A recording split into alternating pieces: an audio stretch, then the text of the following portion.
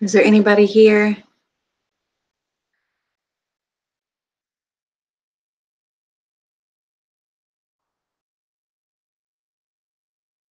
Is there anybody here? So for some reason it said it started at 4:51. Don't know why. I totally told it to say 5 o'clock. So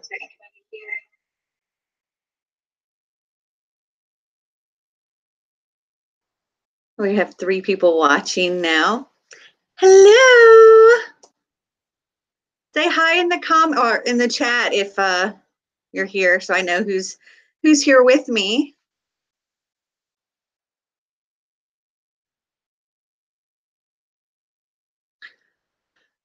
So this is going to be an interesting start. Hello, Kayla. So Zoe is running a little bit late, so it is just me right now. And yeah, I also forgot. Hi, Hungry Bookworm.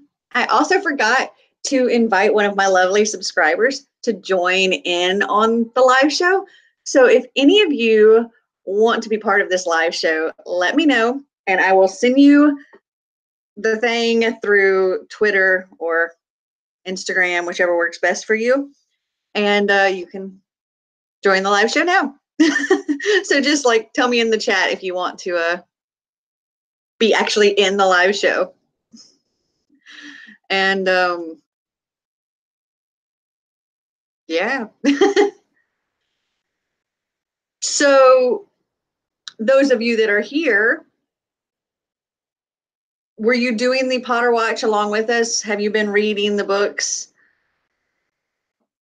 No visit to the neighbors tonight then? No, no visit to the neighbors. Actually, I'm in the middle of a 24-hour read-a-thon, and I had to pause to do this because the other Zoe from Read by Zoe is doing her 24-hour read-a-thon tonight. So I'm doing that, and I'm doing sequel-a-thon. Yeah. So I've had an hour and a half sleep last night, and then I took like about an hour nap today, and I've been reading like crazy. And I'm going to continue reading like crazy as soon as I'm done with the live show here. But yeah, no, if I drank anything, I'm gonna go to sleep, and I can't do that in a 24-hour readathon. So.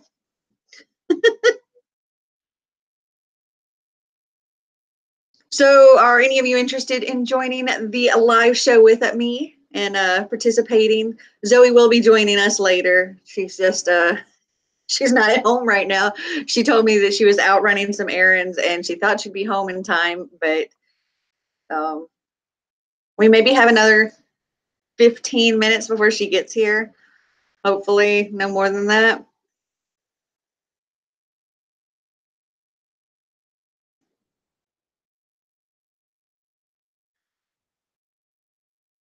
Okay, so who read this month Deathly Hallows, or Harry Potter and the Deathly Hallows? Xander and I finished this on Thursday. Yes, on Thursday. And we watched the movies yesterday. 5 hours of movies yesterday. Oh my goodness. That's a lot of movie.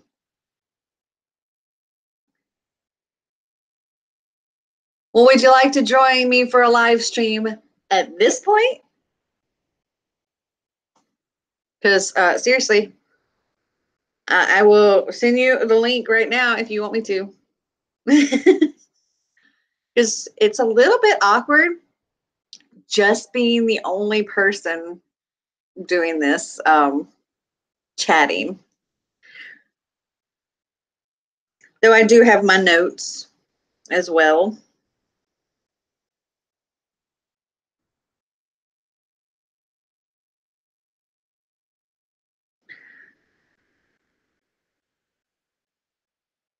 Oh, well, that's okay. I understand.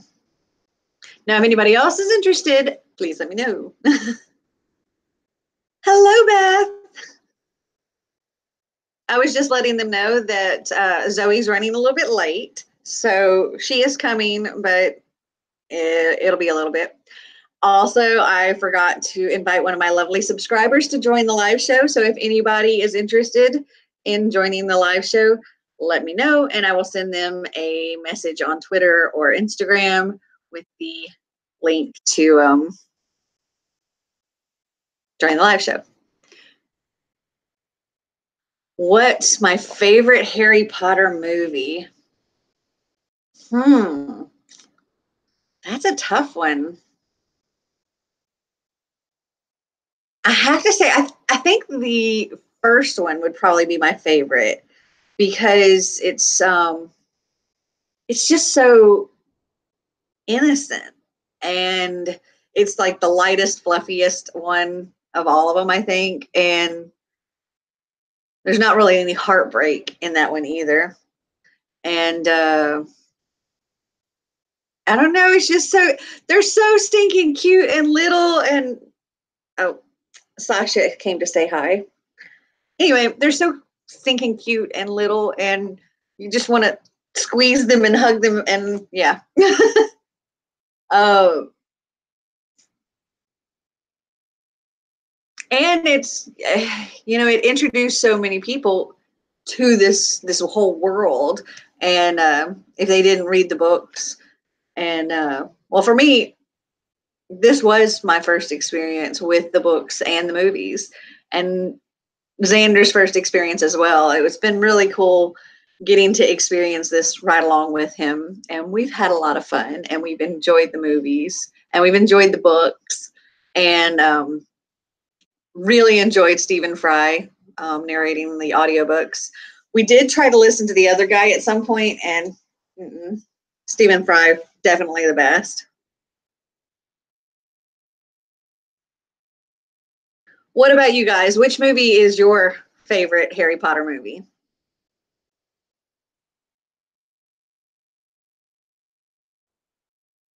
This is so weird not having another person to bounce uh, thoughts off of.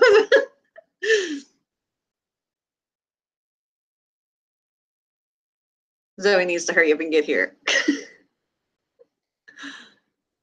Please ask me questions. Oh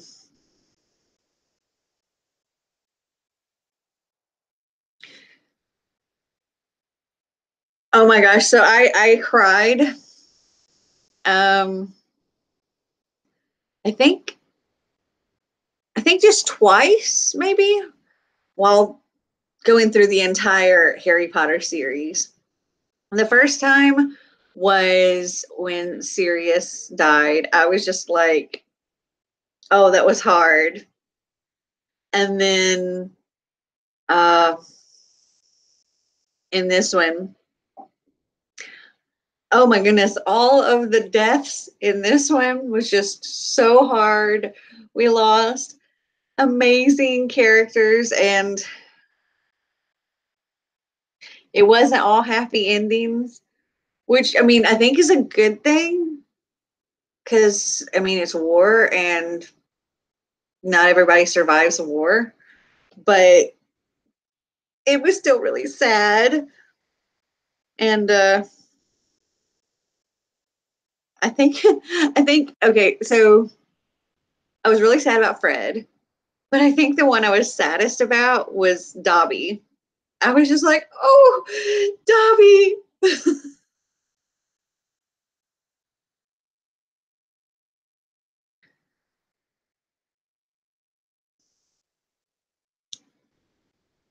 Let's see. Yeah, it's just, oh my gosh. He's just like, I mean, I know Dobby's like probably really, really old, but he's so innocent and sweet and kind and reminds you of just a child. Oh, yeah. When Sasha like creeping around back here. Yeah, when Dobby died, that was so sad. It wasn't as sad as like serious sad. Like that destroyed me. I was not prepared for that. And I didn't really, I avoided spoilers for like ever with these books and these movies, but I did know that there were going to be deaths, or at least a death in this last book, and I knew there was going to be a main character, or like a big character that died. And honestly, I kept thinking it was going to be Hagrid. Like, I really did. And I'm so glad it wasn't Hagrid, because I don't think I could have handled that.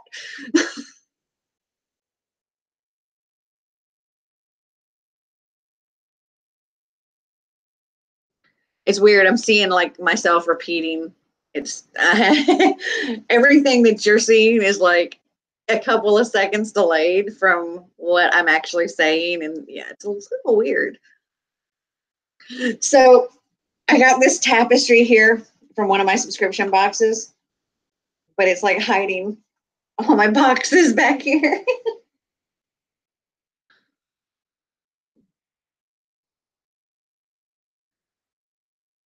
Oh, and this is one of the shirts that I got when we went to the Wizarding World of Harry Potter.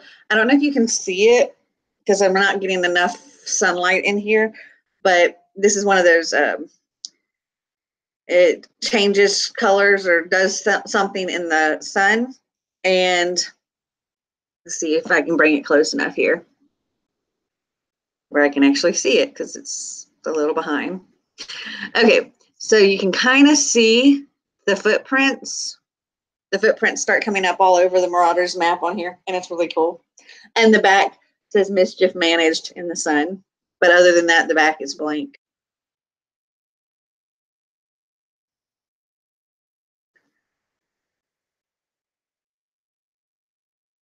Okay, I'm going to check on Zoe, see how far out she is. Tell her that nobody has joined me yet.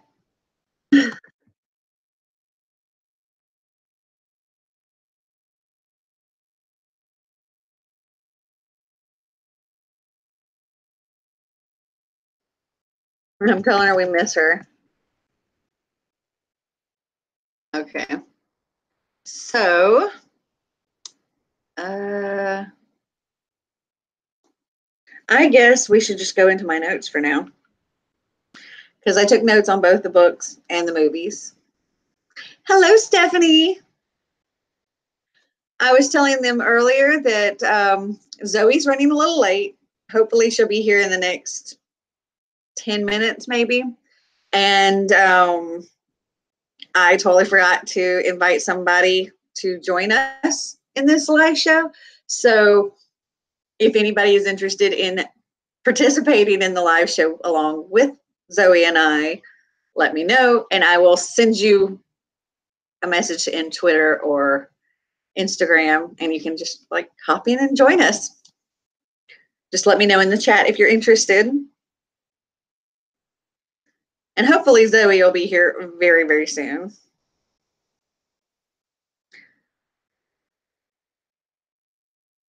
Okay.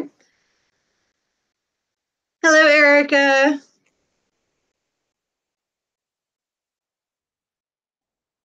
Oh, I think Zoe just wrote me. Hold on.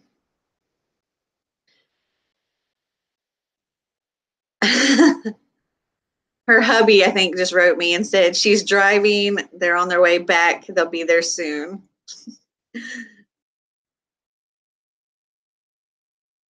Okay. Thank you. This was in a subscription box. I've actually, I have it hiding boxes because we just moved and I don't have like really anything unpacked yet.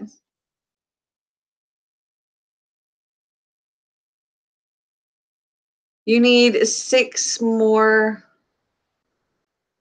something.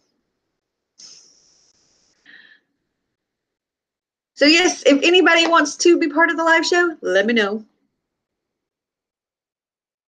How's the library going? Well, it's currently not going because I've just been doing a million other things.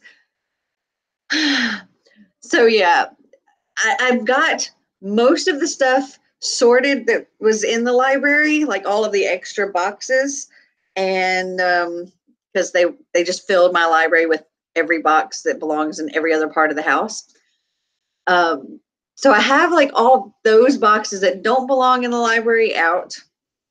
But yeah, now I've got to pull everything into the middle and paint my walls and set all of the furniture up and finally unpack my boxes of books, which it's so hard having all of my books boxed up and not being able to find anything. It's so aggravating.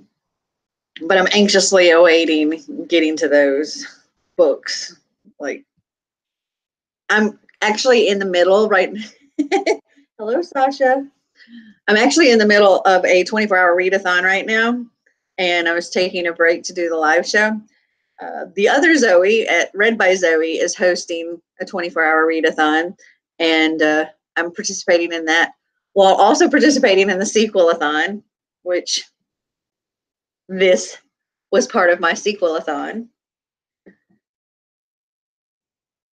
Oh, it will so be worth it when it's done. It's going to be beautiful. It's going to be, I'm thinking light pink walls with white trim, and all of my shelves are white. And I have, instead of a couch in there, I'm going to put a white day bed, and it's just going to be just so lovely and cozy and fabulous. And I cannot wait. This cat is wanting like all of my attention. Say hello. She won't leave me alone. I have another cat right here too. Where's my phone?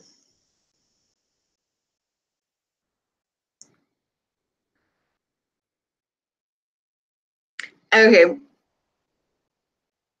Oh, I'm totally going to vlog it. Not to worry.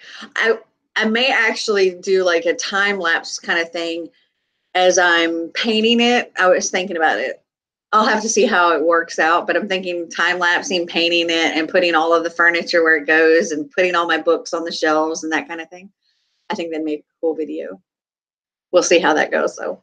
Also, so I was saying I was doing a 24-hour read-a-thon today. So I only had an hour and a half sleep last night because I was just like, I'm going to take a little nap. So I've been up since 11:30. And I did take like an hour nap in the day. And my daughter moved out today. So we had to like load up a U-Haul truck and drive it to her new apartment and unload a U-Haul truck. All of that with no sleep and trying to read. It's going to be it's an exhausting day. And now my live show. I got home from doing all of the moving stuff and had to hop in the shower, and that's why my hair's all wet.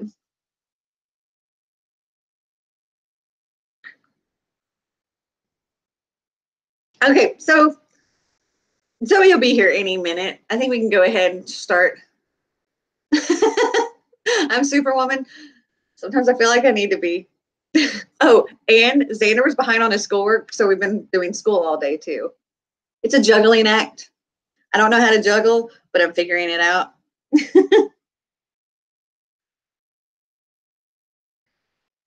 So one thing I noticed in the book, like right off, was and they didn't show this in the movie, and it was kind of sad that they didn't show it in the movie. But Dudley, like, he got this new personality where he was like thanking Harry, and showing his appreciation and like hugging him, and I'm like, Dudley got a new personality, and it was fabulous, and I wish they had shown that in the movie. I was kind of sad that it didn't. It's Mother's Day in Ireland tomorrow. Well, happy Mother's Day to all of the Irish mamas. Hello, beautiful books.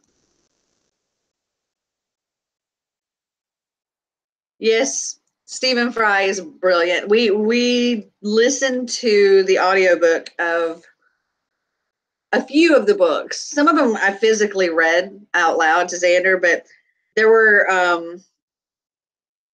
there were times when we were having to cram a lot of reading into a short time, and I just couldn't read that long in a setting. I could maybe go for about an hour of reading, and then my throat would be all dry and it was miserable. But so yeah, we would, when we got to that point, we would just audiobook it, and we can like speed it up and stuff so we could get a big chunk. Because like this week we started, I want to say we were around, I think like page 169 at the beginning of this week, and we finished all of this week with audiobook. I split it up so it was like we did pretty much Tuesday, Wednesday, and Thursday, and then Friday we watched the movies. That is how you spell Xander's name, and he actually just had a birthday this week. He turned 13. Let's see, who is my favorite character in the whole series? I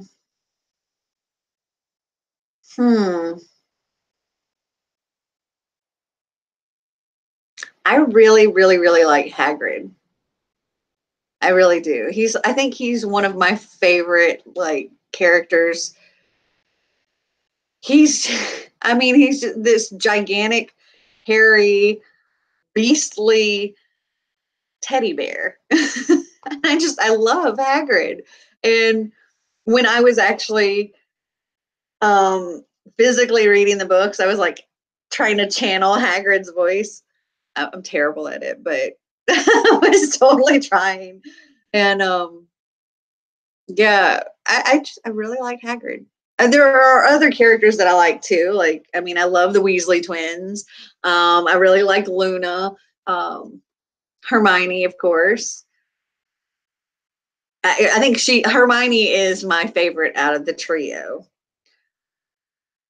Yeah, she's definitely my favorite out of the trio because boys are stupid. No, I'm joking. um, I'll have to tell him you said happy birthday. He's, like I said, he's doing school right now in the other room. Um, yeah, it was a lot of fun. Um, I have a new appreciation for Snape because I was really hating Snape in the last live show we did because, well, I mean, he killed Dumbledore. And I was so upset about everything that happened in that book. And I was so incredibly mad at Snape. But now I understand. And my heart kind of broke for Snape. Like, I felt really, really bad for him and how much he loved Lily, and I know he hated James, and regardless of how much he hated James and how much of James he saw in Harry, he still did everything he could to protect Harry. And I picked up on things that he was protecting Harry from in the last book, even after he had killed Dumbledore. And I was like, why is he, if he is this bad guy, why is he still helping Harry? And it's because it's Lily's daughter. I mean, Lily's son. I agree about Hagrid. If he was real, I would want to hug him. Oh my gosh, yes. I imagine Hagrid gives the best hugs, though he might hug a little too hard. I would imagine if you needed your back popped, a hug from Hagrid would totally do that. Oh, yeah. I was totally hating Snape. I was so, so mad at Snape. Oh, the things I wrote Zoe as I was reading. I was just like, what?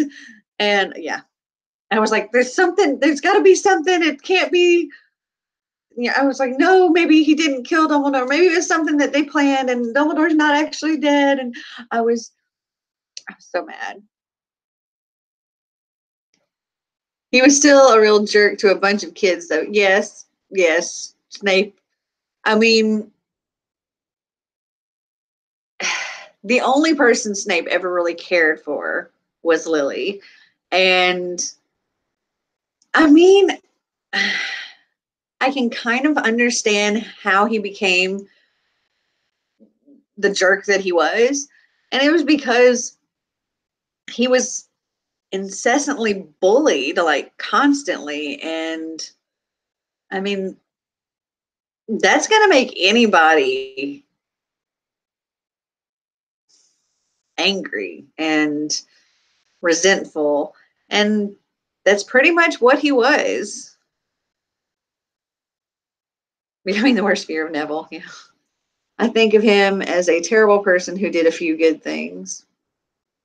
Yeah. I I think there is good reason behind those things. So I don't see him as all bad. I mean, I can kind of see that same statement going for James Potter, because from the sounds of it, from what we saw anyway, he was kind of a terrible person who did a few good things. I honestly think Hagrid would hug really gently out of fear of hurting the person he is hugging. Well, I think that I recall in the books, um, occasionally when he would hug like Hermione or Harry, they would say, you know, like he'd squish them to where they couldn't breathe sometimes. I agree with the bully aspect, but he wasn't a helpless victim and fought back. And he was into the dark arts even before all that. And although he cared for Lily, he was also infatuated with her. That's true. But I mean, they were so close as kids and remained close all through Hogwarts and everything until that point when he called her a mudblood. That was the point that things kind of broke between Snape and Lily, I think. I would really like to see like a movie or a TV show or something of all of them, like those guys as kids growing up. I think that would be really cool to see.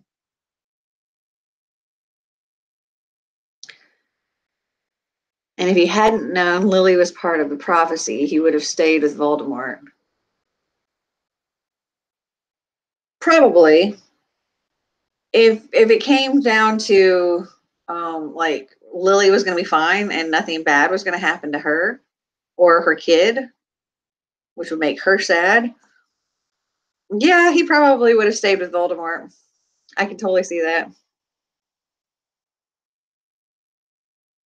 Oh, you're right, Erica. Yeah. Hagrid would give a great big hug and be like, "Oh, sorry. Sorry about that." Totally can't do a Hagrid voice at all, but I can hear it in my head.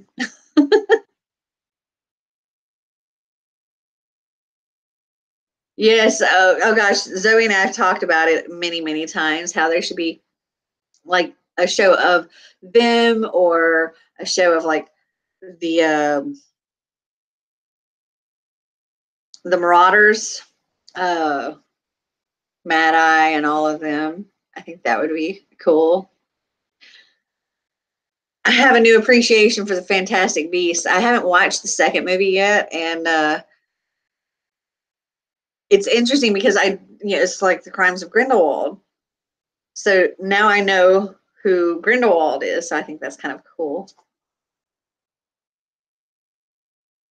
Have y'all gone and seen that new Harry Potter movie yet? The Crimes of Grindelwald.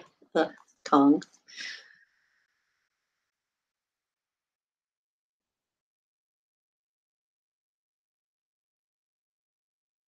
Zoe is still not in here. Come on, Zoe. I love his voice. Manly, deep, and gruff like him. Very much so, yes. But remember, he bargained with Voldemort to spare Lily and go ahead and just kill Harry and James.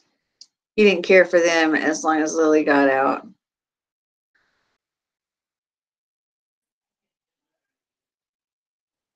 Hello. Oh, is Zoe here? Hi, I'm here. Hey. Let me get this all set up. Zoe's with us. Yay. There we go. Hi, sorry I am late. Didn't expect to be gone for so long because I suck. It's fine. It's okay. We were just talking about Snape and the kind of person that he is and whether he is a good person or a bad person, or if he would have let Harry die if Lily could live. Yeah. That's such a loaded topic. Oh my god. Personally, I love Snape. I don't love Snape. I kind of hate Snape, but I get it. I don't forgive him, but I get it. But I hate him. I don't know. I've gotten where I'm like, I have a new appreciation for him. Yeah. Yeah, for sure. I was like, okay, the last show, I totally hated him. Absolutely. Yeah. Oh, let's just remove you.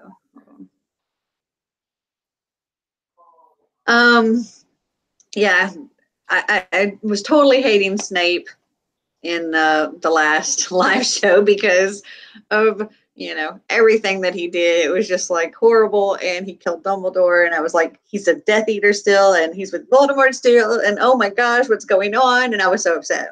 Yeah. But this one, he kind of redeemed himself when I mentioned something to you about how I thought there was maybe something that him and Dumbledore had planned, and this was like, yeah, I could kind of see that in the last one. And then I was like, well, wait a minute, is he actually dead? What happened? And then I was thinking, okay, well, Snape really is a bad guy. What the crap? Yeah. But then this one was like, okay, it wasn't all bad. He was still a horrible, horrible, horrible person who treated all of the kids like absolute shit. And like, I get he had reasons, but it was still shit. But just everything that he went through as a kid and a teenager, and all of he was so mentally messed up that it's like, I feel like he could have been rehabilitated after a very, very long period of time. He was bullied into being the person that he became. But the person, I mean, he could have become a better, he could have tried to fix things and become a better person. But I mean, yeah. That is what led him to being who he is. I'm sorry. Yeah. I do think, though, that the redemption arc that he got, I think Draco should have gotten it in the main series, just because I like Draco better. And he was still a kid. Snape had a very, very, very long time to correct his behavior. And Draco was still a kid. So I agree. Yeah. I do. I definitely like Draco better than Snape, for sure. Yeah. Are you mentally okay, emotionally okay? I was telling them that I cried because oh my gosh, there were so many deaths, and I was just not prepared for all of that. I was really not prepared for Dobby.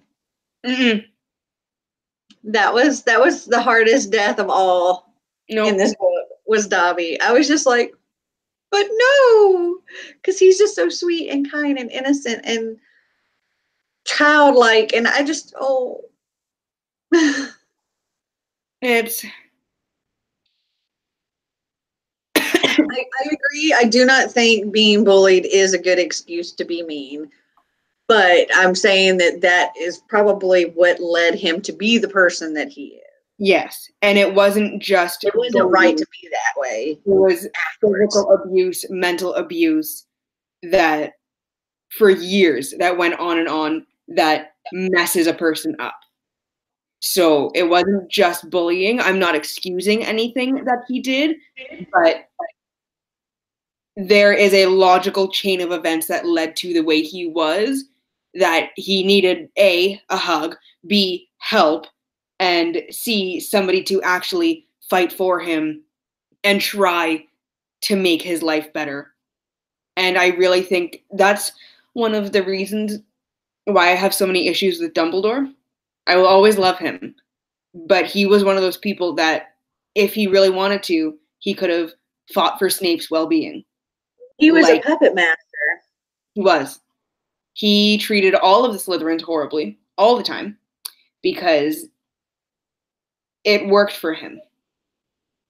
Yeah, Dumbledore was totally a puppet master. I mean, he knew all of this was going to happen the way it happened, or he had a pretty good idea.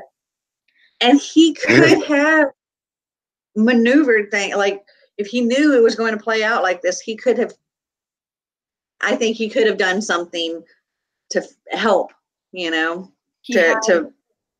Yeah, he had children fight his war for him the entire time.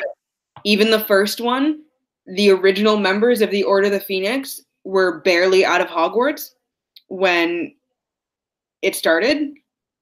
And like James and Lily were 21 when they died.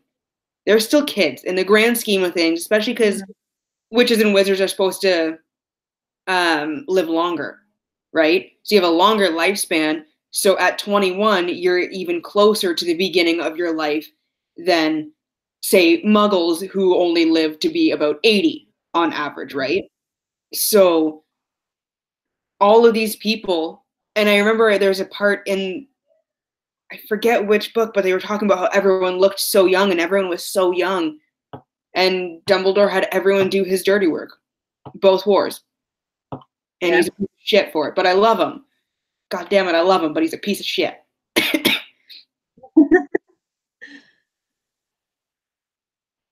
Yeah, so I was telling them earlier, and I didn't really get too much into my notes. I actually don't have nearly as many notes as I'd have for other books.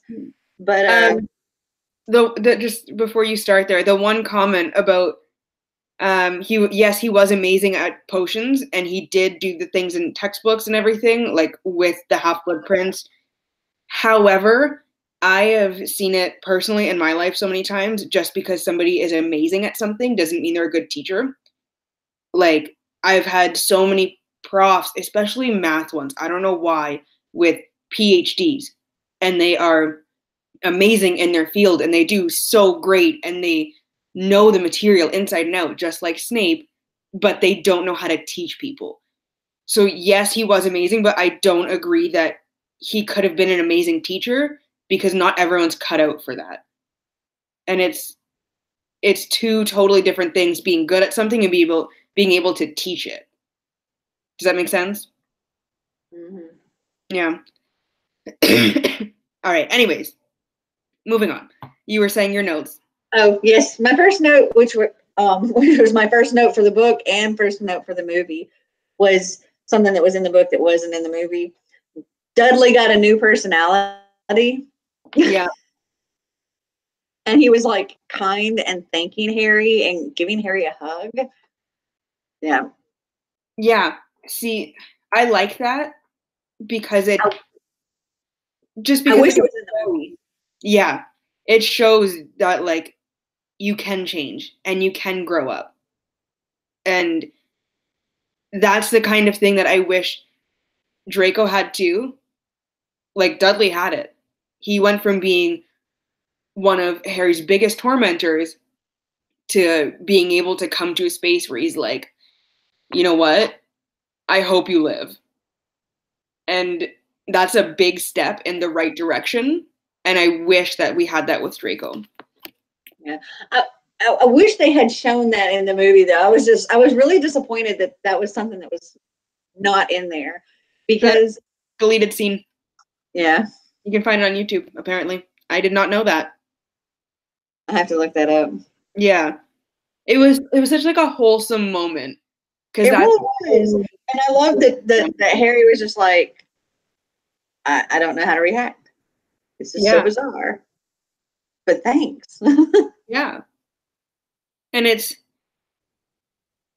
because like every character is flawed, which is one of the reasons why I love this series so much, right? Every character is an actual person with good things and bad things about them.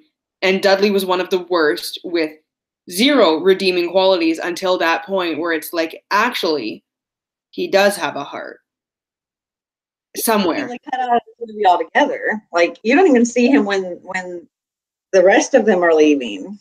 Yeah. Yes. Except the ice cream man. Yes, he was amazing.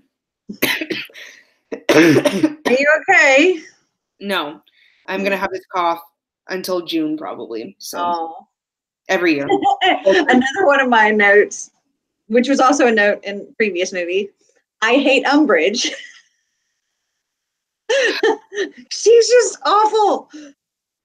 Like she was way worse in the book again, but she's just awful. She's just oh my gosh, one of my favorite things in the book, maybe not so much in the movie because it was kind of in the movie, but while listening, because we listened to the audiobook for this, and me and Xander were both like, yeah, was when Molly Weasley was like, not my daughter. Oh my God, Molly. That is my favorite moment of any week. Yeah. Maybe my favorite moment in the whole series. And it's like, she went into such hard mom mode. She was a mama bear. And she attacked. And it was just so pure. And it was, I remember reading something about how it was supposed to symbolize like a pure love will always win out over like an obsessive love. Because like the love she had for her daughter is the purest kind, right? And the love that Bellatrix had for Voldemort was obsessive. It was tainted, and it was just weird. Like she was obsessed. So it was kind of like saying that kind of love isn't actually a good thing, and a pure one will always win out. And it's just like, Molly's just such a badass. I wish. I want to be Molly Weasley when I grow up. Is that allowed? I was like, I was telling Marty, I was like, she is the mom that everybody wants. Yep. She's perfect. I'm sorry if you were disappointed, Girl Master, that we have a Potterwatch read and watch along every month. We've been reading one of the books and watching the movie that goes along with it. And we started September 1st, like Hogwarts. And yeah, we're coming to the end of this now. But we're discussing the books versus the movies, and also the fact that this was the first time me and my son were both reading and watching these movies. We hadn't read them or seen any of the movies beforehand. And Zoe, on the other hand, has read them like 5,000 times. Accurate. That is an accurate number. It's getting close. Yes, have 7 kids and I can achieve that goal. Well, we want 5. So like we joke about having 10. So I might one day be Molly Weasley. And I'll dye my hair like orange. Oh, hello. I thought that was a person at first. And I was like, what? And then I realized it was not a person. It's true. Speaking of Molly Weasley, or speaking of the Weasleys and the kids and all of that, the names of the children at the end. Sasha, come on now. I got a kitty climbing all over me. Okay, so I love that there is one of Harry and Ginny's kids that's named James, and another that's named Lily. And then we have Albus Severus. And Zoe and I were actually talking about this, how Albus would have been a great name. Severus would have been a great name. but Albus Severus is a terrible name. Like, they just don't go. You should not let Harry name kids. Exactly. 100%. I get it that these names were all really important to Harry, but maybe let Ginny have a say. Yeah, there's like no like they could have named Fred Albus, or like. But also a little bit of Stockholm syndrome going on, because he ruined your life. Dumbledore did. Like, you could have had a very normal life, or at least like semi-normal for a famous wizard. However, he lied to you and manipulated you your entire life. So let's name a child after that. Yes, wonderful. And I get it. You feel like you owe Snape something, but he did torment you for the better part of 7 years. So we were Xander and I were actually talking about Ron and Hermione's kids. So there's Rose and Hugo. Mm-hmm. Okay. I believe Hugo came from Victor. I'm assuming so, and I'm just because of Hermione's influence. And Rose. Where did the Rose come from? I don't know. I like Rose. I don't like Hugo. And we were trying to figure out like what, because I mean, it was really obvious with Harry and their kids, but and then Scorpius. See, that one I like because it follows the Black family tradition of naming the kids after stars or constellations or something like that. Because all of the Blacks were named after constellations. Draco was named after a constellation as well. And Scorpius is a constellation.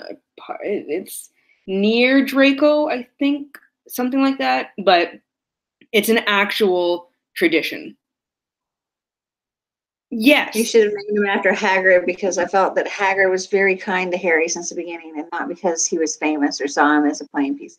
Yes, somebody asked me earlier who my favorite character was, and it's totally Hagrid. I love Hagrid so much. He's the best. And yes, again, Rubius and Hagrid are not the best names for like a kid, but he could have easily found a nickname or something, or even Rubius as a middle name, and something that Ginny wanted, because she did grow this child for 9 months and pushed him out, so maybe she should get a say. Yeah, there was like no part of Ginny in those names at all. No, Weasley anything. Yes, Ruby for a girl. That would have been so cute. And James Sirius, I get. That one is such a big part, and he has lost everyone close to him like that. So yes. Lily Luna, yes. And like the Luna is the only thing that Ginny really gets. I totally didn't catch their middle names. Somehow I missed James and Lily's middle names. James Sirius and Lily Luna. So I like that. Those make sense. Albus Severus. So, okay, I have a question. If they're, because I know that you've read all this fan fiction and stuff. Wow, the sun just came out from behind the clouds. I'm blind. I know you've read all this fan fiction and stuff. So I'm wondering, is there something out there that says, oh, hey, look, you can see, maybe. Can you see? Yeah. That it's changed in the sun. I was going to get one of those, but I didn't, and I regret it so much. But yeah, is there something up with Luna, like some kind of disorder, or? I think she's just a very eccentric person, and her mom, See, that's the problem with reading so much fan fiction, and I like the way things play out in fan fiction better sometimes, and I forget what's actually real and what's not. But I'm pretty sure it was Luna's mom died while working on like an experimental charm or something, and I think that really messed Luna up. And her dad is just like her, so I think losing his wife really messed him up too. And I think part of it is just natural quirkiness and grief and coping mechanisms. And because she was raised by her dad, who was already a very eccentric person, and you saw what he was like when Luna was kidnapped, how odd he got and how off he was. And that's with both of them being gone, right? So I'm assuming that when his wife died, it changed something in him. And he was the sole influence in raising Luna for so long. In like her very formative years. So I think that's all it is. Julia? Yeah. Luna. What about her? She's just a quirky person. She's wonderful. She's special in every way. I'm thinking that like when her mom died. I think she is wonderful. I really like. She was wondering though if I had read anything about Luna having some sort of mental illness or something. Oh, she has like post-traumatic stress disorder for sure. Didn't she find her mom? That was the thing. Yeah. That's the whole thing, is that one of her experiments went terribly wrong, and she was there. Luna saw it. That's why she sees Thestrals. Yes. She saw her mom die. Like that changed her. So I'm assuming that she was already quirky before then, and then that messed her up. And that messed her up. And also, I think in a way, it made her just so thankful for every moment that she has. Yeah. You know what I mean? And I'm thinking that her dad was already quirky. Her dad was fucked probably before, but after losing his wife, like there was no going back. Yeah. See, she agrees. So and like, we might both be wrong, but who knows? Like, you know, there are, I think it's like a certain spectrum of the, like, part of the autistic spectrum where they're very. She definitely could be, for sure. Probably on the spectrum. But like she's just who she is, and she's unapologetically her. So like she's always been one of, like, in my opinion, one of the best characters, and like however whatever made her the way that she is, I love her for it. So Yeah.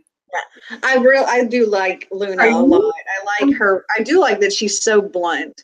But she's so painfully, and when Harry will describe it as, there goes Luna again, saying something so honest that makes everyone else uncomfortable, I'm like, I wish I could be that way. I wish I could be so unapologetically honest. I will be that way for you. I love you. Are you making fun of us, Cody? Yes. Talking shit back there? We're supposed to be taking it now. You know what? Julia, move. No. He called Luna a lunatic, so I threw my marker at him. It's fine. Kurt's best friend. And I don't want him in my house anymore. Called her a lunatic. Man. Rude is what he is. Yeah, one of her blunt moments that I picked up in the movie, I don't think it actually said this in the book, but she was, her father was trying to talk to, it definitely wasn't like this in the book. Her father was trying to talk to Harry at the wedding, and she was like, he doesn't want to talk to us, but he's too polite to say that. Yeah. But yeah, it wasn't like that in the movie, because in the movie, he had polyjuice potion, so nobody would know that he was actually at the wedding, because everybody was, he was being hunted. Yeah. Ooh, speaking of things that were different, I am in Luna's protectorate. Yes, that's true. I can finally ask you about it. My favorite thing, the only thing that I really, truly love that they put in the movies and that wasn't in the books, the torture scene between Bella and Hermione. That is... Yeah, they kind of, they didn't say very much in the book. They did say the screaming. But the mudblood carved into her arm, that wasn't in the books. No. I read about it, and like apparently that scene was improv mostly, right? And Helena Bonham Carter was the one who was like, I'm just gonna take this knife and we're gonna start doing this. And apparently it was messing everybody up because Emma Watson's screams were too real, and they got way too into it, and like they hugged and cried after and were like, that wasn't real, but it felt too real, and people her screams were intense. People couldn't watch it. Like while they were closing. Yeah. While they were filming. Okay, I can see now. The other actors and stuff had to leave. And like they couldn't watch it because it was just too much for everyone. Yeah, it would make it those were the kind of screams that make you want to cry because you can't help. Yeah. So like that whole thing was just, it was improv because they were like, it works. Let's mess around. Let's see if we can make it work. And that's one of the reasons why I love it so much. Like it wasn't scripted. It was in the moment. She's like, Bellatrix is a psycho. This is what she would have done. And it was, and so many fan fictions actually, when they're just based off of books, they'll toss that part in there too and have Hermione scar. So it's, I think it like resonated with a lot of people, that whole aspect with that. Especially because it's supposed to be in the same spot that the Dark Mark was. And in every fan fiction, like based after that, a lot of the times they say like, oh, we can't get rid of the scar because it was like a cursed blade. It's going to be there forever. And she wears it as like a badge of honor. And the whole thing is she's proud of who she is. She's not going to hide it. She worked hard to get where she was. She fought in a war to be able to be unapologetically herself. So she's going to wear it and let people know like, yeah, I'm a mudblood. What do you want from me? I'll kick your ass and I'll look good doing it because she's gorgeous. Like Austin said, random note, but I love towards the end of the book where Luna distracts everyone so Harry can get away. Luna's just my favorite. I just love her so much. She's such a sweetheart. Okay, I love Neville. I wanted Neville and Luna to get together, but like it's fine. In the movie, he says he's gonna go tell Luna that he's in love with her, but it's Neville and Hannah Abbott that end up getting married, and it's not a fan. But yeah, not a fan. Oh yeah, Neville and Luna. Like, but I was so when we got to that part in the book where Neville pulled out the sword and my God, cut off the head of the snake, I was just like, yeah. Oh my God. And like Voldemort's enchantments couldn't hold him because he was like, no, I don't care that Harry's dead. We're still gonna kick your ass, man. And just Neville is like the epitome of Gryffindor. Yes, Luna marries Rolf Scamander, Newt's great-grandson, which is why I really hope that at the end of the 5 movies for Fantastic Beasts, it's kind of like a How I Met Your Mother type thing, where they're telling the story and they're telling Newt's story to Luna's kids. That would be amazing. I can't wait to see that second Fantastic Beasts movie because I haven't seen it yet. A lot of people Crimes of Grindelwald. Personally, you didn't like it? No, I loved it, but a lot of people hated it. I had thoughts at the end, and I think a lot of the reason I noticed people were hating it was because things that happened at the end don't really make sense. However, there's still 3 more movies coming out. So, of course, it makes sense. J.K. Rowling wrote it, and she is the master of misdirection and making you believe one thing, and then just telling you right at the end, oh, surprise, I lied to you. That wasn't. I mean, you talked about this in our last live show, but you know, I picked up on it again with this book movie. Well, with the book, because it wasn't part of the movie, but how she writes something like forever ago, like in one of the early books. Yep. And then in a later book, much later book, goes back to something that how it all connects together. Yeah. And with the diadem and the vanishing cabinet, he went into the room of requirement to hide his potions book, and he set up that statue with the wig and the diadem sitting on top of it, so that he would be able to go back and find the same place, you know, where the potion was hidden. But never calls it a diadem.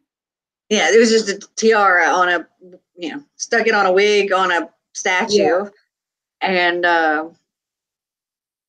then, like, I was wondering how they were going to pull that off in the movie, because I was like, well, in the movie, Harry didn't hide the potions book. Ginny did. She wasn't even supposed to be in there, but Ginny was the one that hid it and made it so he wouldn't be able to find it again later. So I was like, well, how are they going to pull off finding this statue with the wig and the tiara? Well, there was no statue with the wig and a tiara. It was a box, a random box, like of all the things in that room. He goes to the random box just because, I guess. Did you notice the people always freak out about it, and they're like, "Oh my God, Crabbe is black." I did. I pointed out. Well, I wasn't sure which one it was supposed to be, Crabbe or Goyle. I was like, I said, either it's they put a different character in there. They did. That it wasn't. It was that it wasn't Crabbe, or like one of them. It wasn't Goyle, because I think Crabbe still dies. Yeah. Okay. Yeah. It was Goyle. Because, and I was like, well, I guess they put somebody else in instead of Goyle with him, because I was like, otherwise Goyle is now black. There's a reason, because they would never do that the opposite way. They're going to turn a lot of black characters white, but they would never turn a white character black because racism. So, the black character is actually Blaise Zabini, who came in the 6th book. We only hear of him. We only hear of him in the 1st book, because he's the last person to be sorted. Because in the book they go alphabetical order, in the movie they're just like, let's call out random names, which is amazing. And then in the 6th book, he's part of the Slug Club. That's the only other time that we see him. He's one of the Slytherins in the Slug Club. So in the movie, they put him there because the actor who played Crabbe, or Goyle, yeah, it's Goyle, was arrested on like drug charges or something. So he wasn't in the movie. So they just put another character in there. Yeah. It worked, because Goyle really didn't do much as far as that scene. Like, the big part, you know, that they played was Crabbe, where he was casting the death curses, and then he died. And I was like, yay. And Xander was like, why yay? And I was like, because he's a bad guy and he was trying to kill them. And he's like, so why do you want him to die? I was like, because he's a bad guy and he tried to kill Ron and Hermione. Yeah, see, that's another one. Like, yes, he was a terrible person, but he was still a kid. And he was still at that phase where he could have been redeemed, but he was doing some really shit things. I do not know. Italy Pasta has a question for you, Zoe. Yeah, I don't really know. There are a lot of random ships. It could be just because it's like the sidekick thing. Blaise isn't really mentioned in the books, but in a lot of fan fictions, he's like Malfoy's best friend. Him, Malfoy, and Theo Knott are all like close friends usually. unless one of them is like an character. So a lot of the times they'll do that. A lot of people ship Blaze and Ginny, which when it's explained properly, I like it. Or Ron and Luna.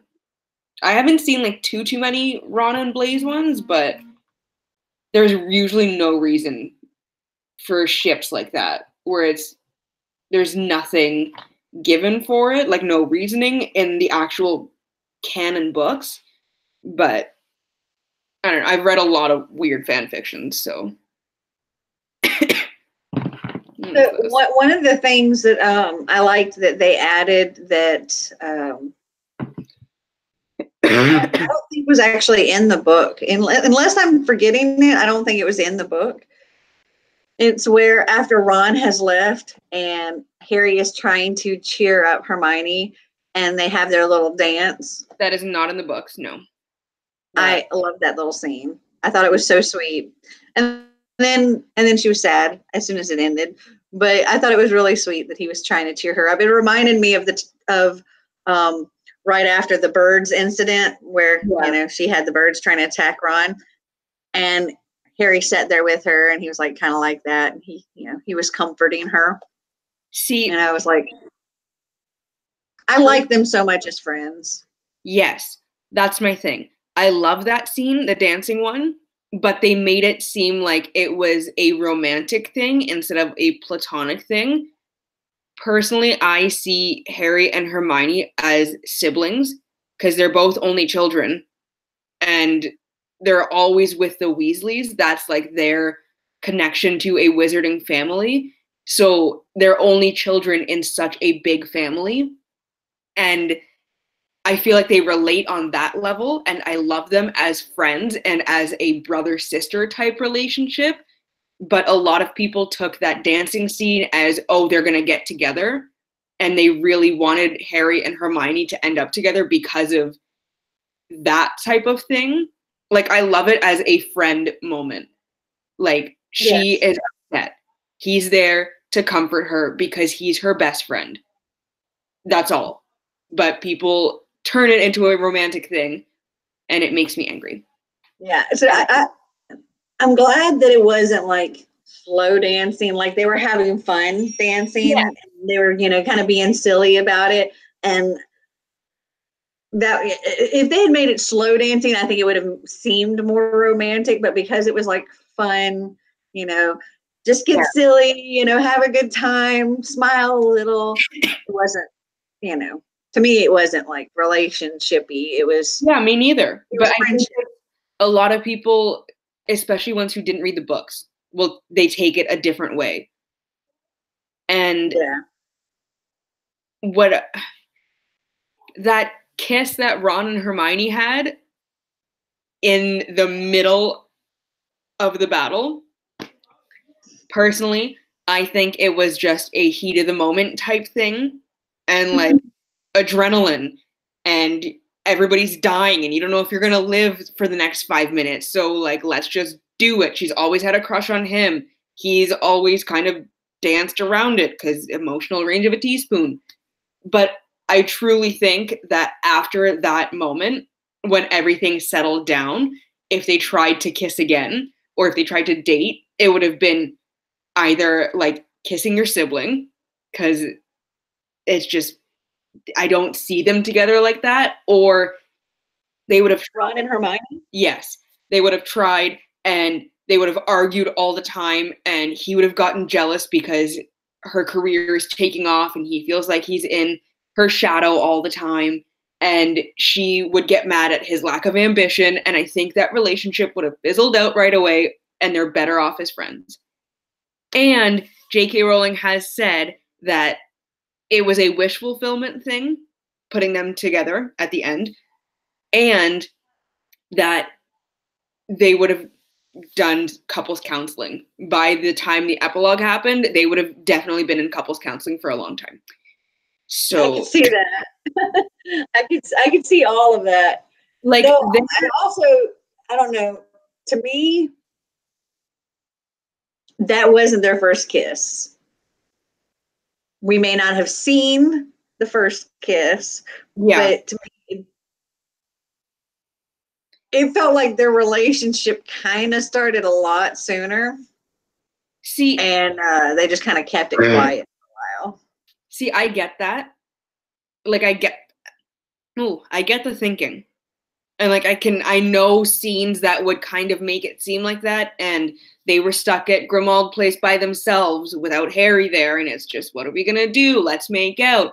However, they are so awkward around the opposite sex, and especially around each other, that I think it would have been not obvious to Harry, because Harry is oblivious to everything, and we see from like his point of view mostly. Like, we don't get outside perspectives really, but I'm pretty sure we would have seen one of the other characters make a comment or something. Like, Fred and George would not have let that lie, and they would have had Harry uncomfortable about it because it's Fred and George. But I think they would have like danced around it for a long time and considered it, especially with the whole when Ron got poisoned and he was asking for Hermione and Lavender was doing her whole like, I'm being a little shithead type thing. Mm-hmm. Like I think they both had crushes on each other the entire time, and like I feel like it would have fizzled in and out, and it would have just been wrong timing for both of them. Like one of those things where one has a crush on the other, but the other one doesn't, and then it would switch, and like Ron would like Hermione, but she wouldn't like Ron, and then he would stop liking her, and she would start liking him, and because he doesn't understand human emotions and girls, I think it would have just been a very rough situation. And like they argue so much throughout the series just as friends, and they're always butting heads about everything, and not in a way like where it's as they get older, it's like, you make me so angry, but like, let's smash. That's not, it's like, you make me so angry, I actually want to choke you. There was a line when they were mad at each other, and he's like, "Are you gonna stop?" Harry said something like, "Are you gonna stop being mad at him?" Talking about being mad at Ron, and she's like, "I'm always mad at him." Like, he's a very inconsiderate person and a very jealous person. And yes, he is extremely loyal, but I find only when it benefits him. And I think the fact that he abandoned them while they were on the run is something that Hermione would have always held against him, because she's definitely the type of person to hold grudges, 100%. Mm-hmm. And I don't think she would have ever gotten over that. And the fact that he had abandoned Harry before, not on such a large scale, but it had happened before. Yeah. Like he'll bail when times are tough. Yeah. You should see that as when we have a problem in our relationship, he's going to bail. Yes. And the fact that they were all under the same amount of stress. They all had to deal with the Horcrux on them, and it amplified all of their negative qualities. And he wasn't a strong enough person to overcome that. And like, I think that would have eaten at Hermione the entire time. And I feel like that's one of the reasons why, if they did end up married, they would have gone into couples counseling. Because with the book, they kind of let it to be like he was hangry. he wasn't used to going on such a little bit of food that he was epically hangry, which personally, this is just a me thing. I would not want to marry someone and have kids with someone who runs away when they get hangry. Like, I would murder someone. I would not. Like, yes, you're used to having your mother make every single meal for you. there is a madman trying to kill your best friend, maybe stick it out and hang out and just try to work towards this. And he started nagging Hermione about not having a plan and not knowing what to do. And Harry with the same thing. And, oh, Hermione doesn't know how to cook. Like, get off your ass, help out, and maybe this will go a little bit faster. But he was hangry, and he's a little bitch, and he ran home to his mother. Yes, and his fear and his worry that far exceeded the spiders was his thought of Harry and Hermione together. Like, that insecurity, I don't think would have been sustainable long term, because he would have always felt like he was in Harry's shadow and Hermione's in a relationship like that. Mm-hmm. Personally, I think once they had all grown up, Lavender died in the movies, right? I don't think she died in the book. I think it's very ambiguous. But if Lavender had survived at any point, I honestly think when they grew up, they would have been good together, Ron and Lavender. Because I feel like he's the type of person that needs somebody like his mom, who wants somebody who would stay at home and who would dote on him and worship the ground he walks on. Or he would want, oh gosh, what are they? One of the girls like Fleur. Avila. Yeah. Yes. So like him wanting one of them. Yes. But at the same time, I think his jealousy would have come out. He's pretty shallow. He is. In his insecurity, I don't like. I can see Hermione wanting to go home and having conversations with somebody about something more surface level, right? Like actual intellectual debates. I feel like that would be like foreplay for Hermione. And she needs somebody who can keep up with her in a debate like that, and not somebody who would just be like, yeah, okay, that makes sense, and like actually contribute. As much as I love Ron, even though I hate him sometimes, he would not be the type of person to have like a verbal battle with Hermione when she needed it. Yeah. Just, yes, he's a very intelligent person. He was like the strategist of the group and everything, but intellectually could not keep up with Hermione.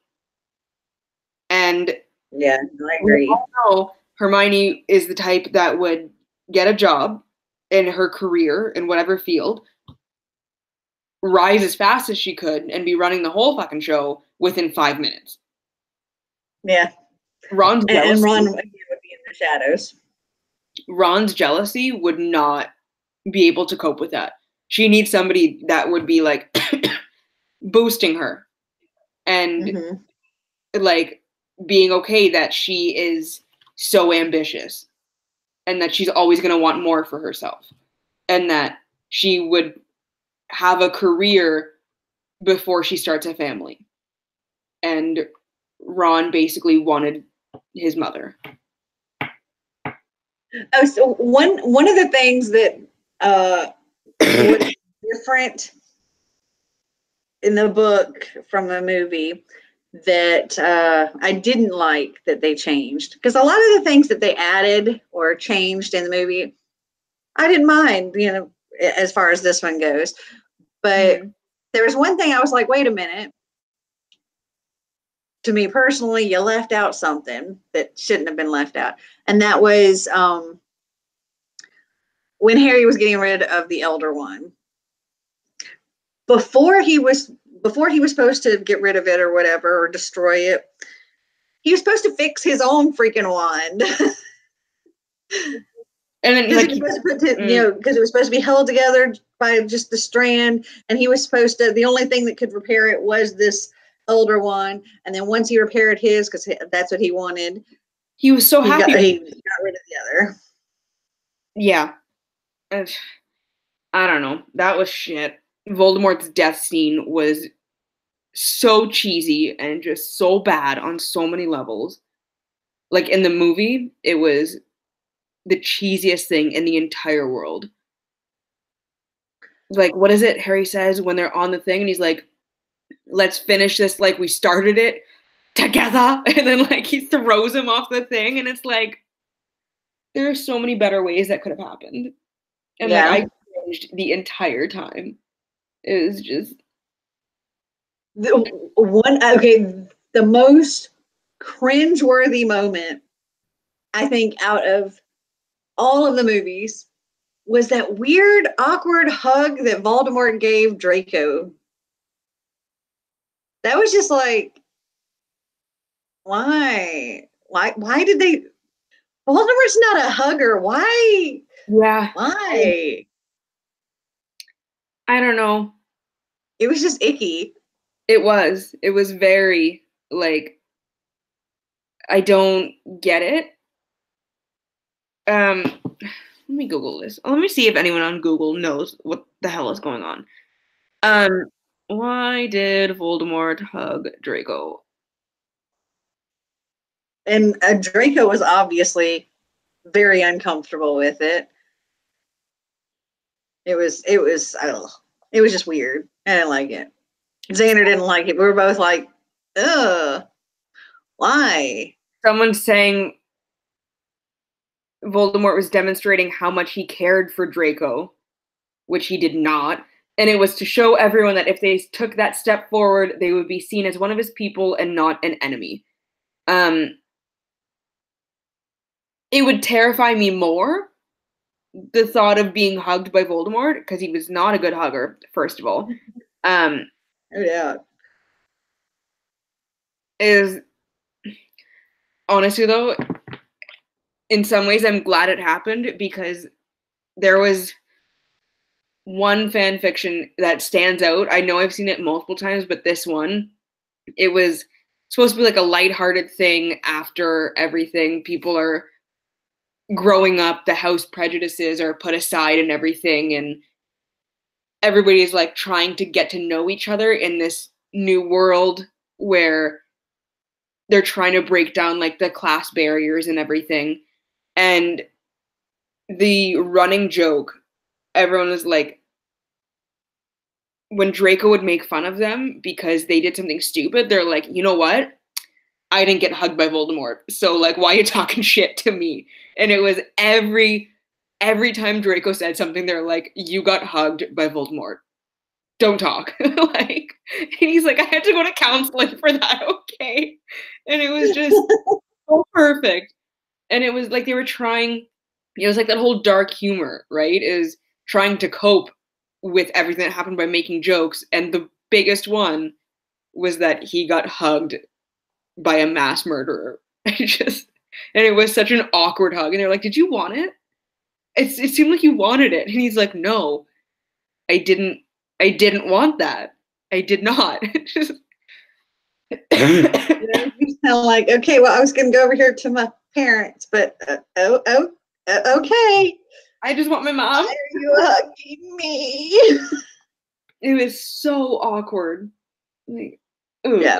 It even makes you cringe now. Yeah. That was the most cringeworthy moment out of all the movies for me. That was just, so when we went to Universal, and we had gotten through all of the books except for this one, and we had only gotten to page like 169 or something like that. Okay. Before we went to Universal. And now, granted, we've done this before, and we'd gone through all of the rides and stuff before ever reading them, but didn't really know anything about them. So they were just rides. This time it was like a very different experience, and I was like, oh, okay, that's from this book, and that's from this, and kind of putting everything together. And then we did the Escape from Gringotts, and I was like, okay, this must be in the last book, because there's nothing like this. Yeah. And so I was like, it's got to be something from that last book. And yeah, I was like, yep, this is that. That's the ride, sort of. Yep, it is. I don't understand why. Like, I get why they did it, for the money, basically. why the last one was split into 2 movies. Of all of the books, the last one was split into 2 movies. Like, it didn't need to happen. And they still missed stuff. Yeah. But it didn't. I mean, they would have had to cut out a lot more stuff, I guess, like they did with the other movies. Because, I mean, if they made it just one movie, the 2 together would have been like 4 hours and 40 minutes or something like that. That was the first one, I think, though, when they started doing this whole turning book series into movies, and the last one is 2 movies. Because they did it with this one, and then Hunger Games and Twilight, and they started doing it with so many, and it just didn't need to happen. And yeah, The Hobbit got split into 3 movies. The Hobbit should not have been 3 movies. Lord of the Rings should have been 6 movies because it's split into like 6 smaller books, but The Hobbit did not need to be 3 movies. I didn't mind how they split this into 2 movies. I really didn't, because it was like, well, they got so much of the book in it. See, granted, they did change some things, and but they, like the last book, they took out, they changed. There was a lot that was different, and the book before that was a lot that was different. They could have made those 2 movies as well. It's, if you're going to be splitting movies, why was it only this one that was split into 2 movies and not one of the other ones, or why to start earlier, or yes, all of them? Order of the Phoenix is the longest book and the shortest movie. And then you have the last one split into 2 movies. Like, yes, I understand the anticipation and you want more money and you want all this and this, but if they were actually trying to stay true to the series, they would have started splitting them sooner and not this last one. It's like, oh, I have a great idea. Let's do this. Because it just doesn't, it irks me that it was just this one. And I noticed it happening with, when they started doing it with the last book and the other series, the first part of the final 2 movies was always a lot slower, and people were like, I didn't like it, and they liked the second part. So it's like they could have made it work as one movie because they made the other ones work as one movie, but yeah. Well, the way they did split it, I liked how this part 1 ended of this, and because this book did have a lot going on throughout the whole thing, it worked. But like, I could have seen the other movies as well, having because they took so much out of some of them. Maybe not the small books, but the bigger ones that are big like this, they could have made those multi movies as well. I agree on that, because then they wouldn't have had to take so much out, and we could have gotten so much more awesome. Yeah. My copies of Half-Blood Prince and Deathly Hallows are the exact same number of pages, but one got 2 movies and the other one didn't. So, yeah, Erica says Goblet of Fire is just as thick as Deathly Hallows. Goblet of Fire, they ruined the movie. It is my least favorite movie. I will stand by that forever. It's one of my favorite books, but it's my least favorite movie. And I get angry watching it. And I don't like to think about it. They messed everything up. So many things they did just, I feel, so badly. Like the whole scene, like with the World Cup, and then starting into the Triwizard Tournament, and everything that happens at the World Cup, they just breezed right over, and they didn't do a good job of it, I think. Yeah. And I remember that's another one of those books that would have done well if they were splitting books into 2 movies. That's another one that would have done well with splitting. I think they should have started with Goblet of Fire and done it with the rest of the movies, or the rest of the book, sorry. Because all the rest of them were big. They all had so much going on that you could totally do that. The first 3 were all shorter, but then Goblet of Fire is the first one that I remember when it came out, and I was like, what? I like it. There's a lot more. And then it's like 3 times the size of Prisoner of Azkaban. And then they just kept getting bigger. And I mean, after Order of the Phoenix, they got a little bit smaller. But all of them, after the 4th one, the 4th one included, could have been split into 2. And it would have been fine. What's funny, though, is like when, you love these first ones that are small, and then they come out with like the big boy, and you're like, oh, that's a big book. But then you read it, and it's amazing, and you love it. And so then the next time they come out with a big book, you're like, yes, we get lots more story instead of a little bit. If it had gone back to the shorter ones, like at Order of the Phoenix, I would have been so upset. Like, you toss in a giant book right in the middle like that, and then it's nothing. Like, do you hate us? Clearly. Yeah. What was I going to say? Oh, yeah. So, like, by the time they got around to the 4th movie, the series had already gotten so popular. Between the books and the first 2 movies, even by that point, they could have cashed in on all of that and started doing the 2 movies. It would have been a risk because they already had such a dedicated fan base that they wouldn't be losing out financially.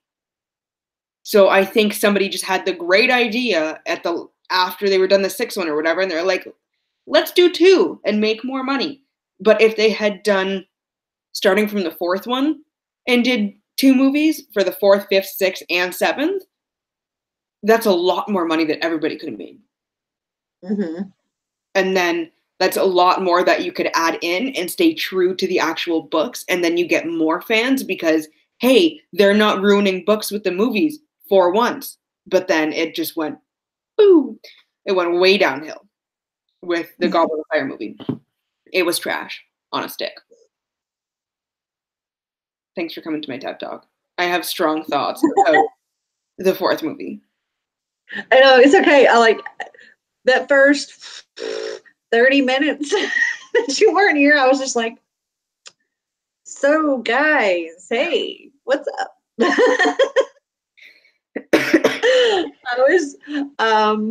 was just like, well, I screwed up and forgot to invite somebody, and Zoe's not here, so I'm just gonna talk to myself. Yeah. So hi.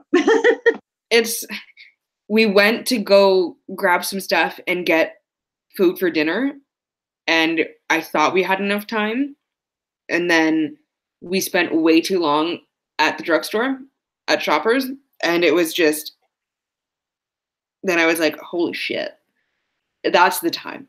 We need to run. I might have sped on the way home a little bit, but it's fine.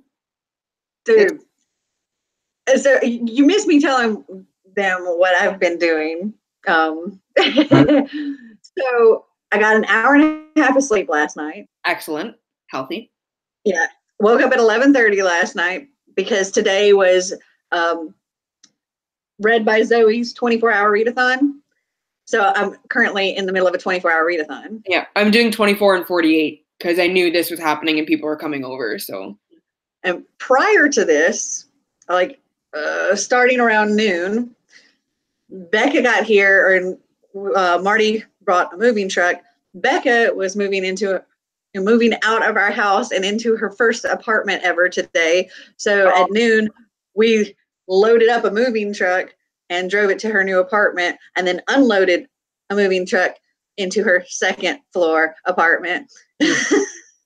And then I got home, and it was like 3:30, and so I had to hop in the shower really quick because I was all gross and sweaty and dirty. And so I got on here. Look, this is why my hair's looking like this, because it was wet. I got on here with a wet head, and I was like sitting here doing my makeup, on the screen.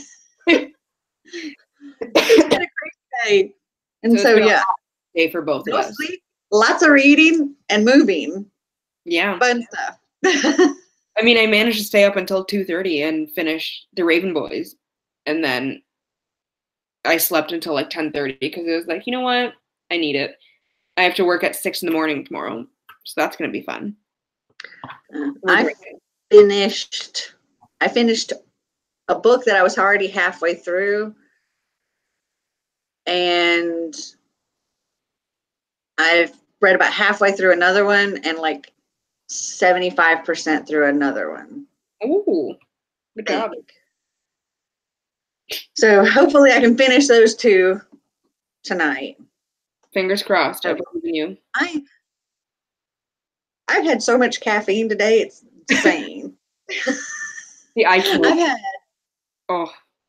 2 Monsters, 2 Diet Dr. Peppers, and 2 coffees. That's not healthy, man. Don't. What? Not healthy. And I still have 5.5 hours to go. Yep. No, I'm drinking a Sobe water now.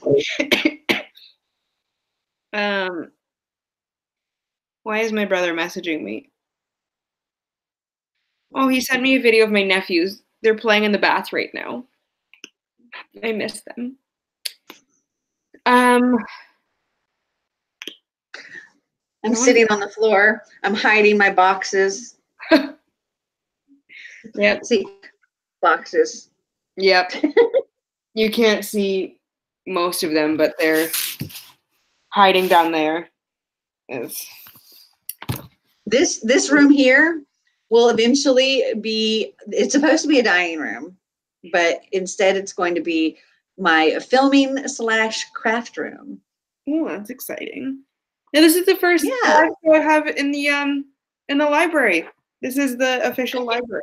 I can see you have some books on your shelves. I can't wait to have that. It's TBR right behind me, and then the one that you can see, like that one right there, is my Harry Potter one, and then those 2 are fantasy, and then I'm starting to put the rest in like around the side. I just wanted to get them all up, and then I'm going to make them look pretty after. But I have space to actually put some face out and make them look nice. So I'm super excited. It's finally I'm like, I can't wait to get all my shelves. Like, I took measurements and I was going to like order more shelves and all of that to fit everything, but then I didn't get a chance to. And so I have just the shelves I already had. I know I need more shelves, but I've got to figure out like where exactly my shelves are going to go and how many more I can possibly squeeze in. And there may be some in this room as well. We'll see. It just depends on how much I can get into the other room. Yeah. But I have like this. So Becca had this like day bed, a black metal day bed. Okay. And I want to put that in my library and make it like almost like a couch, but like a really cozy place to lay down and read. Yeah. And but I was like, my aesthetic, I guess, is I want to do like light pink walls, and all the trim and stuff's going to be white, and all my shelves are white, and so I wanted to do like a white day bed. So we've been spray painting the black bed white. Okay. And so gonna do all that. I still have to. That room was filled with boxes from everywhere in the house because the movers are just like, screw it, we're not sorting anything. We're just gonna shove it all in these rooms. Super nice. So I have boxes of books scattered all out throughout the entire house that I have to find. Yeah. And my library was like the place that they filled up first, so they completely packed that room full of boxes. So I had to go through and take all of these different boxes and bring them to the right rooms. Yeah. See, I finally got it where it's just my library stuff in there. So that's good. Yeah. I also have a gigantic like 5 foot wide, super soft, fluffy beanbag. Oh, I think did you tell me about that one before? The one that turns into like a mattress? Was that you telling me? Yeah. Yeah. It's okay. shredded memory foam instead of the beanbag stuff. It's so comfy and so cozy. And I wonder if I can just bring my. All right, hold on. I'm going to try to take my laptop and give her like a little sneak peek. It's a sneak peek of not really anything's done, but you can see my giant beanbag. So here's the library. Ooh. Not so packed with books or boxes anymore. I'm going to set you on a bookshelf. Well, no, maybe not. I'll set you. There is the beanbag. Oh, that's exciting. That is huge. Here's how big it is. I want one. It's so comfy. Or 10. Can I have 10? Is that a... Hold on. Oh my god. That thing This is how big it is. That thing is huge. Yes, it is. That's amazing. And yeah, you unzip it and you fluff out the stuff inside, and it is a queen size mattress. Holy shit. Yep. Yeah. Want one. I've fallen asleep on it. There's a need, not a want. What's that brand again? I remember you telling me before, but I can't think of the name. I can't think of it. I'll do a Google creep later on. Well, I know the tag on here says Posh, but that's not the company I got it from. That's just this cover. Oh, okay. There's boxes of books. There's bookshelves. Yep. So I'm curious what this is about, since it's not part of the series. Oh. So is it Harry and Harry's kid? Yeah. It basically, I think, I only read it once, and I'm going to have to reread, and I am not looking forward to it. It's right after the epilogue is like pretty much when it is a dumpster fire of garbage. To say the least.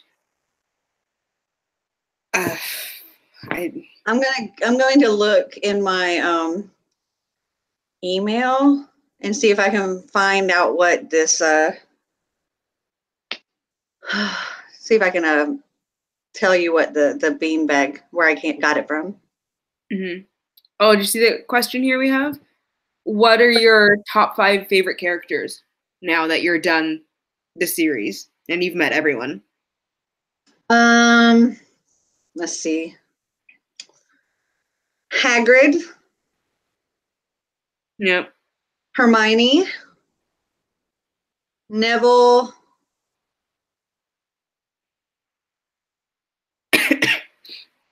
Dobby.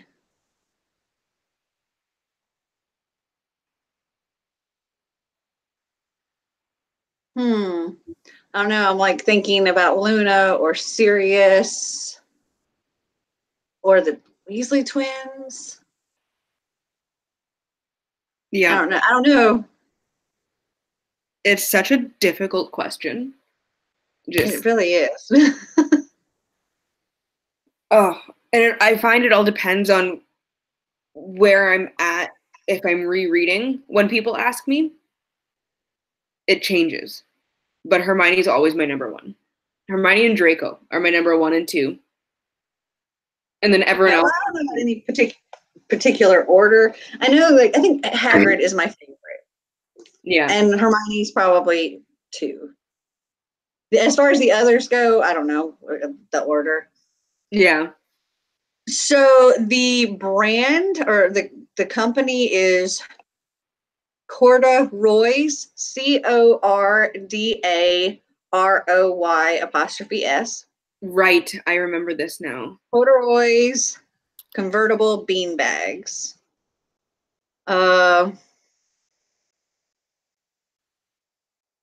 Just to let you know. Aren't they super expensive? Yeah. they're pricey.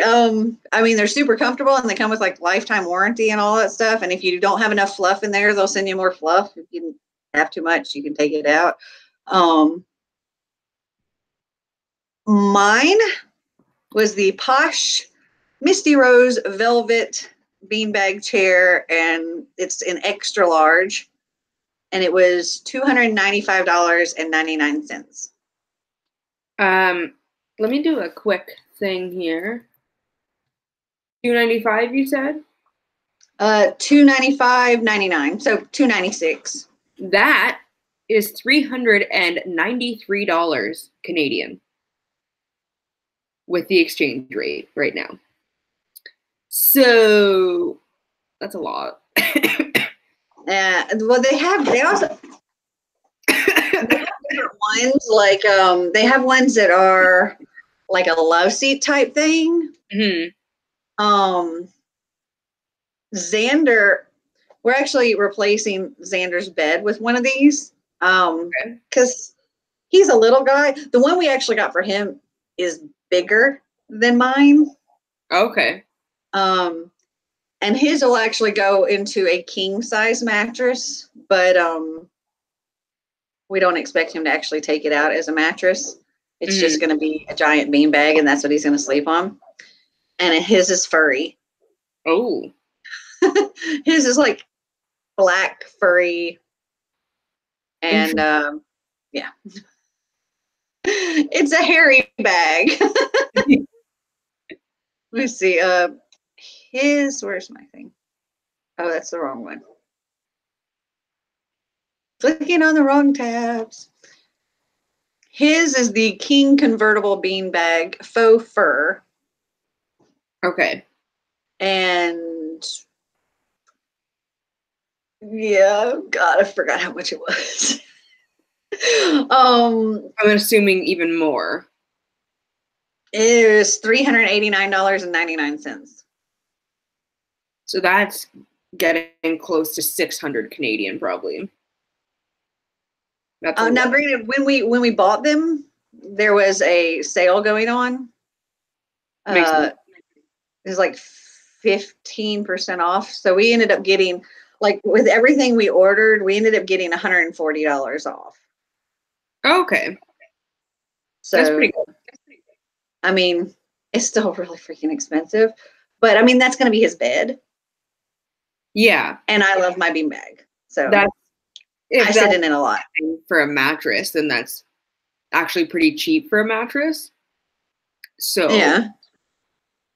And I mean, it's not even like it's replacing his entire bed, not just the mattress, like the whole bed. So that was kind of our thought was, that's a mattress, frame, that's all of it. And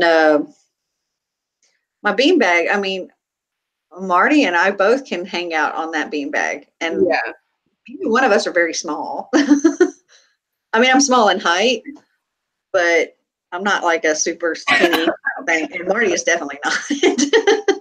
Hello. But we can both get on that. Hi. Hi. Oh, dinner. Let's see. Italy Pasta says her favorite characters are Sirius, Harry, the twins, Neville, and Crumb. An appreciation for Crumb that she didn't get in the movie. Yeah, that makes sense. It does. I liked Crumb's nerdiness, like his not nerdiness, but his He's not supposed to be cool. He's like a shy awkwardness. That he's just like, I don't know, the beefcake or something in the movies, but he's like he's supposed to be like scrawny and little. Like Seekers aren't supposed to be big. No, they're not. Bulky hot guys. They're supposed to be like hairy. Those are the beaters. Yeah, and the exactly. keepers. But he was so like cute awkward in the books, and I like that. Mm-hmm. And he was so gaga over Hermione. I know.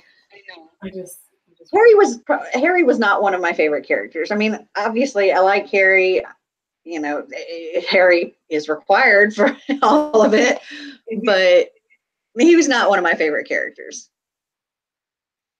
because he did a lot of stupid crap. He did, but like, I still love him. Yeah, I mean, he's a dummy for most of it, but I love him. Yeah, I mean, he's necessary. He is the whole thing, but he's not. Yeah, I don't know. He's just he wouldn't be one of my top 5. Fair enough. I will always love him trying to pronounce Hermione's name. Oh, Crumb. Yep. Yeah, he did, but I think he went through such hell through all 7 books. Yeah. Oh, there's no doubt. And he's a sweet baby bean. He's a dummy, but he's a baby bean, and I love him. Brave. So brave. And he did everything because he believed it was the right thing. And although sometimes that didn't work out, I think always. I really appreciated mm-hmm. like his inner turmoil that was going on in this book. Like after he found out that he was going to have to die. Yeah. The inner turmoil that he was having to go through. And he didn't want anyone else. And knowing that, yeah, I'm going to die. And that's the only way I can save everyone. Could you imagine at 17 doing that? Are you kidding me? I would have had a breakdown, found a hole, walled in it, and never left. Yeah. Mm. He gave his whole life for a community he only knew for a couple of years and barely knew anything about. Yeah. Yeah. Oh yeah. No, he grew up a lot. You know,